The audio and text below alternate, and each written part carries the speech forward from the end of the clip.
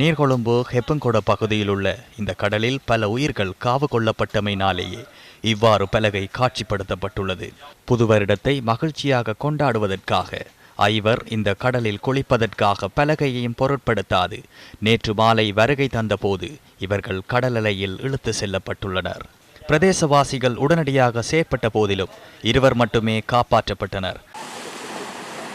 பவுனுகம பிரதேசத்தை சேர்ந்த 17 வயதான மற்றும் 23 வயதான இளைஞர்களும் இந்த விபத்தில் உயிரிழந்துள்ளனர். அம்பேவல பிரதேசத்தை சேர்ந்த 21 வயதான இளைஞன் காணாமல் போயுள்ளதுடன் அவரை தேடும் பணிகள் முன்னெடுக்கப்பட்டுள்ளன. கடந்த சில நாட்களாக நீரில் மூழ்கி பல உயிர்கள் காவு கொள்ளப்பட்டன. தெனியாய சத்மாலா ஆற்றில் குளிக்க சென்ற தந்தை மற்றும் மகன் நீரில் மூழ்கி நேற்று உயிரிழந்தனர்.